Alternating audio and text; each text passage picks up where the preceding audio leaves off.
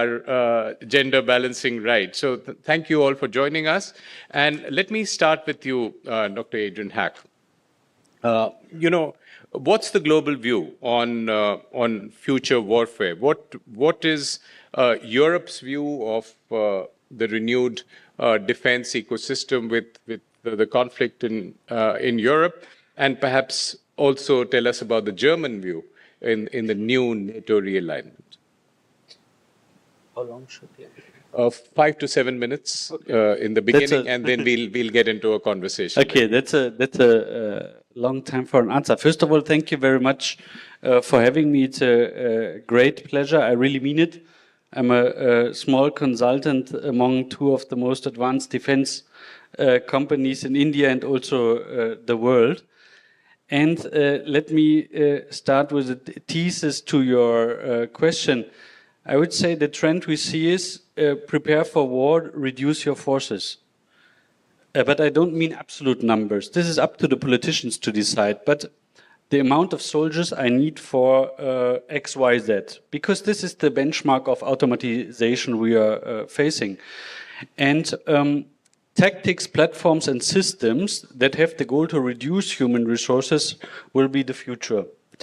And vice versa, those who rely on their numbers, their size, and mass recruitment, they are in the risk to throw their advantage and their capacity into the battlefields of tomorrow, and they will slowly bleed out because innovation is actually required. And look at Ukraine, it's a perfect example. We have to keep in mind the Russian economy is approximately 9.25 bigger than the Ukrainian one. We talk about the relationship of India and Bangladesh. Since December 2022, they captured 1.1% of Ukraine territory, and at the same time have tremendous casualties. Now there are different numbers in place when it comes to death. There are numbers among 150,000, 250,000. We have a very low rate of those casualties who come back to the front lines. So we in Germany estimate that there are between 300 and 400,000 Russian veterans disabled. And look just at examples like Avdiivka, a city with 30,000 inhabitants, was attacked by a force 3 times of the size. And only there we have 13,000 plus dead Russian soldiers. And the entire way from Avdiivka to Prokofsk, where we are talking right now, is the way from Faridabad to Gogaon. And on this way, you have approximately 400 Russian tanks lying. And we estimate this was their annual production before the war. It might be higher now. And in addition to these 400, you have another 700 armed vehicles, visually confirmed. And even though they have an impressive industrial production and big stocks back from the times of Soviet Union, they cannot, keep track with the losses. And they end up fighting in Chinese golf carts.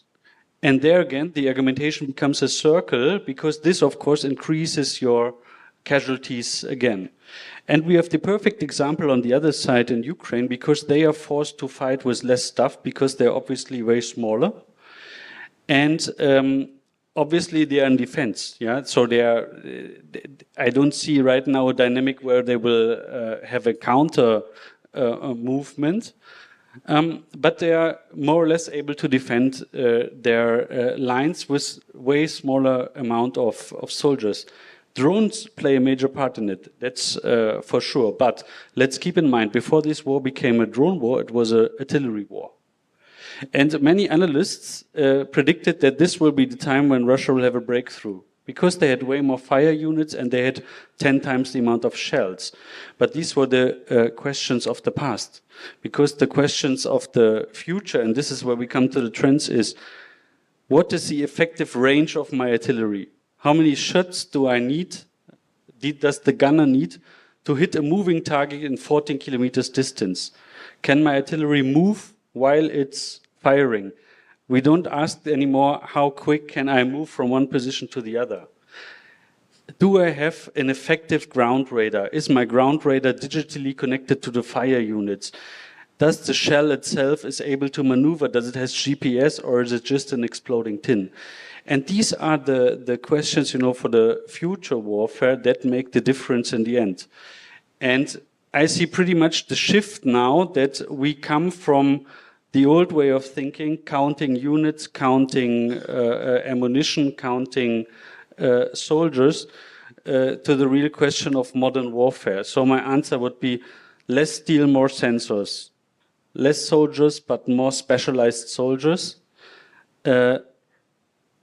Less military, more industry. And those who miss this trend, they will have no chance in the battlefields of the future. And when we talk about land war, this is, I would say, the last dimension, even though they are interdependent, but this is the last dimension where this development will hit ultimately. If you look at the Navy, it is already there. We've seen a tremendous reduce of staff, and at the same time a tremendous increase of automatization at Navy forces, and we will have this development very strongly in the land warfare in the future. And Ukraine is only the first showcase.